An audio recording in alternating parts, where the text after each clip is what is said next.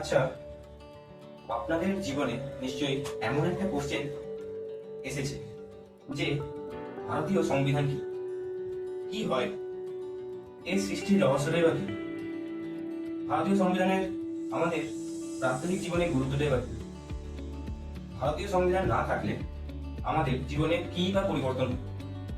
এইসব প্রশ্ন আমাদের মাথায় নিশ্চয়ই ঘুরতে লাগে। যদি এখন আমি ভারতীয় সংবিধানের গুরুত্ব বলতে চাই, একজন লয়ের স্টুডেন্ট হওয়ার দরুন আমার জীবনে ভারতীয় সংবিধানের গুরুত্বটা ঠিক এমন। ऐसी जरूरी हो मुझको तुम, जैसे हवाएं सांसों को, ऐसे तलाशों में तुमको, जैसे कि पैर जमीनों को। ঠিক এমনই ভারতীয় সংবিধানের গুরুত্ব। তো ভারতীয় সংবিধান সৃষ্টি কিংবা ভারতীয় সংবিধানের তৈরি এই ঘটনাটা একদিনের নয়। ভারতীয় সংবিধান তৈরি হতে সময় লেগেছে 2 বছর 11 মাস 18 দিন এবং বহু পরিশ্রমের ফল হলো এই ভারতীয় সংবিধান।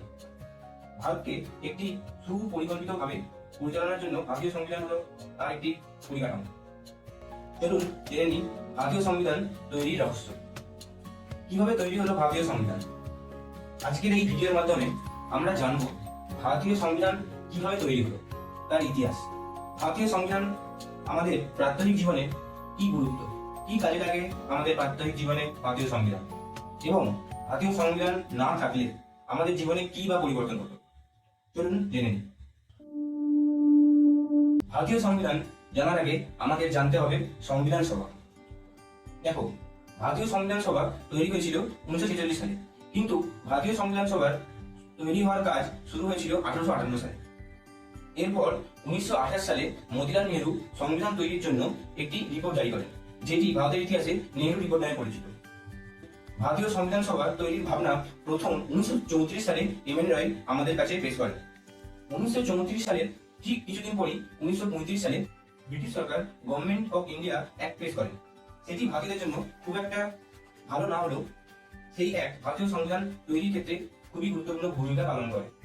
প্রথমে ব্রিটিশ সরকার এর বিরোধিতা করলেও সেই সময় দ্বিতীয় বিশ্বযুদ্ধ চলার দরুন পরবর্তীকালে সেটি ব্রিটিশ সরকার মেনে নেয় এবং ঠিক এই সময় 1938 সালে পণ্ডিত জওহরলাল নেহরু ঘোষণা করেন যে সংবিধান সভা দ্বারা মনোনীত সদস্যদের দ্বারাই সংবিধান তৈরি হবে। এই সময় আগস্ট দফার, মুসলিম লীগ এবং আইএনসির মতবিরোধের জন্য পিস মিশন ব্যর্থ হয় এবং এর পরবর্তীকালে ব্রিটিশ সরকার 3 জন সদস্য যুক্ত একটি দল গঠন করে, যা ক্যাবিনেট মিশন নামে পরিচিত।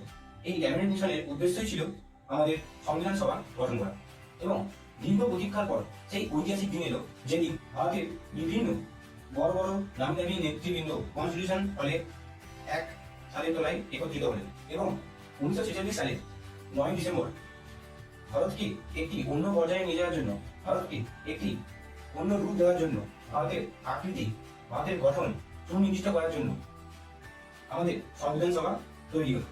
প্রথমে এই সংবিধান সভার অস্থায়ী সভাপতি হিসাবে নিযুক্ত হলেন সচ্চিদানন্দ সিনহা এবং এর পরবর্তীকালে স্থায়ী সদস্য হিসাবে নিযুক্ত হয়েছিলেন ডক্টর রাজেন্দ্র প্রসাদ। সংবিধান সভার সকল সদস্য ভারতের অন্যান্য সমস্ত বিষয়ে উন্নতির জন্য ভাবনায় ব্যস্ত। ঠিক এই সময় পণ্ডিত জওহরলাল নেহরু একটি দাবি পেশ করেন, অবজেক্টিভ রেজলিউশন। এই রেজলিউশন সংবিধানের ফান্ডামেন্টাল এবং ফিলোসফিকে নির্ধারণ করে। ঠিক এরপরে 1947 সালে মাউন্ট ব্যাটেন পরিকল্পনার জন্য ভারত ও পাকিস্তান আলাদা আলাদা পেল এবং সংবিধানের লক্ষ্য এবং উদ্দেশ্যকে স্থির করে। এই সময় সংবিধান সভা বিভিন্ন কমিটি গঠন করে। সংবিধান সভা ভারতের বিভিন্ন অসঙ্গতি থেকে বাঁচার জন্য বিভিন্ন কমিটি গঠন করে। সেই কমিটিগুলোর মধ্যে সবথেকে অন্যতম হলো ড্রাফটিং কমিটি।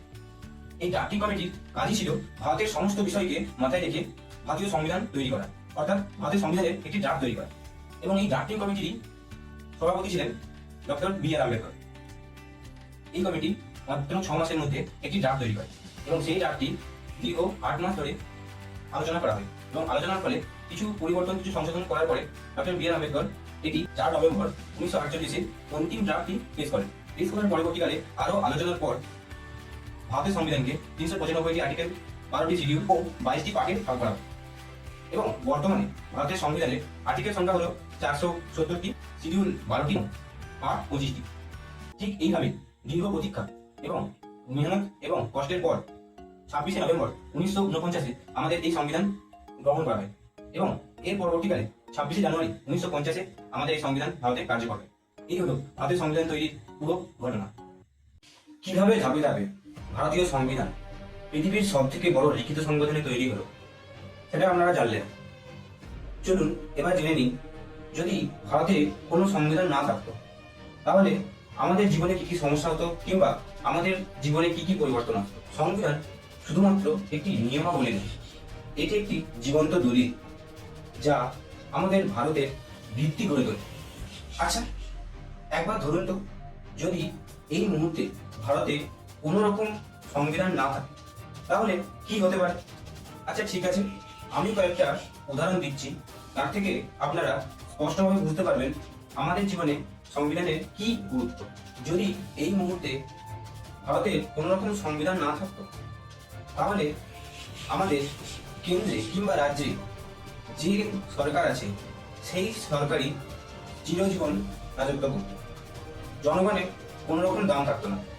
কিন্তু এই সংবিধান আছে বলেই প্রতি 5 বছর অন্তর প্রধানমন্ত্রী নির্বাচন এবং প্রতি 5 বছর অন্তর মুখ্যমন্ত্রীর নির্বাচন হয় এবং জনগণের মতামতই সর্বোচ্চ বলে গণ্য হয়।